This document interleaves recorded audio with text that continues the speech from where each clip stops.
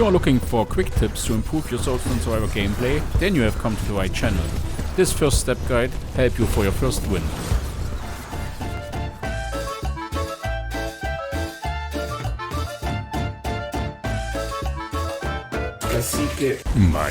Kasike is back, and before this week's end, I want to share with you my bullet hell game of the week. It's called Soulstone Survivors. First of all, I want to show you what kind of game we're gonna have here. Obviously, we have to slay hordes and we have to fight with titan bosses, but in between we have to grind up for getting better or other and different warriors. Let's have a first look. When you are doing your first runs, you have a weak hero and you don't have any special upgrades. So it's not surprisingly that you die around between minute 8 and 10. You are starting with the Barbarian and you don't have the second weapon yet. You can see here this is a level 14 Barbarian. I don't have weapon, I don't have runes. But I started to improve my skill tree. And the main importance what you have to take care about is the green side of the skill tree. Mobility remains the most important factor in Soulstone Survivors. Therefore, you must develop at first the green side of your skill tree. I will show you my first winning run with a very low setup. But this one isn't perfect, and this should be motivation enough for you to see how you can improve. I didn't finish the first map yet, but that's not important. I want to go down to the caves to grab the materials which I need to craft my new weapon. And there we are inside in the first map which I want to show you. Usually very easily on the stats what you have to focus on. On the right upper side you see you have to eliminate 5 Lords of the Void, which will come when you eliminate enough monsters, enough enemies, and there's also a counter force, so you will never be unprepared when the Lord of the Void will come. You can see you should be constantly moving to avoid getting trapped by waves of enemies, or you can kite them to kill easy swarms of coming orders. Pay attention to the ground as well. On the center down you can see that kind of skills that we are having at the moment. We're having only on our main weapon skill, and this is on level 1, and above that you will see that we have 120 life points. You will notice various crystals and ores spread throughout the map as you play. And this is simple, you have to destroy these and collect the resources they drop.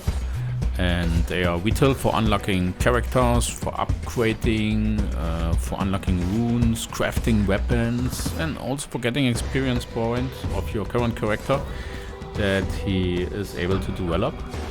And each map drops a different type of resource, so you have to play them all. When you got enough of gems, you will see that screen where you can choose between active skills, passive skills, attributes and status effects. As you play, you will learn more and become better at the game, so don't be surprised if it takes you a few tries before you can accomplish a run. Here I can choose now a skill, and I can get additional 5 more skills additional to my starting skill. And every skill is put into categories, and I am recommending to selecting like skills. That means you see when you hover over the skill how many types you have already or you will get with that skill. So I am choosing here Titan's Cleaver because he has 2 types of the same skill which I have already. Like I told you already, movement and increasement of movement speed is very important in the game.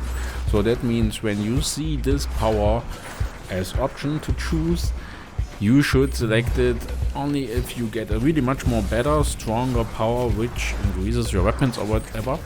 But especially in the beginning where you don't need to be that strong, it's a good idea to choose agility as common power. The waves of enemies you will encounter become progressively more intense. You can specialize in physical attacks, magics or summons to be able to fight against the hordes and the lords. The diversity of classes gives you plenty of options to construct your preferred abilities. There are many powerful active and passive skills, but a few stand above the rest, and I recommend the prioritization of them. These are critical chance, critical damage, cast frequency and multicast. These 4 are all passive skills that can easily increase your power. There's also an option to gain an extra dash. I highly recommend selecting these if it becomes available. Be sure to pay attention when selecting a skill, as sometimes they will affect individual skills or more than one or all your abilities. Soulstone Survivors allows you to unlearn skills.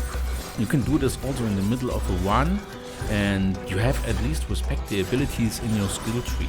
So don't be afraid to restart and try a new build, especially in early or middle phase of the run, if you find a particular skill that is not very helpful.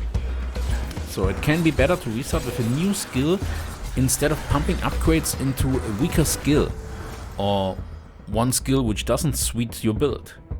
So let's be more focused on the current one. What you see, soon will arrive the first Lord, which is obviously one of the strongest opponents what I see until here, but it's, compared to what will come later, easy to manage. And I want to beat him, and I want to use the skills what I learned until here.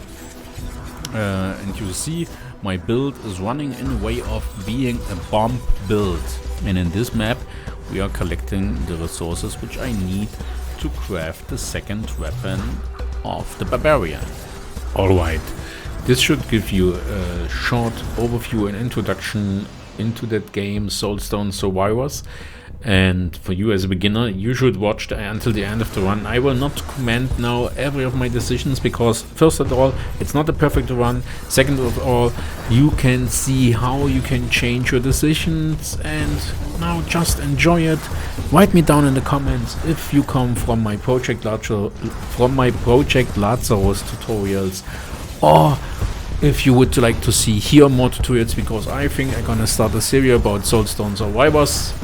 See you next time. Have fun to watch this run until the end.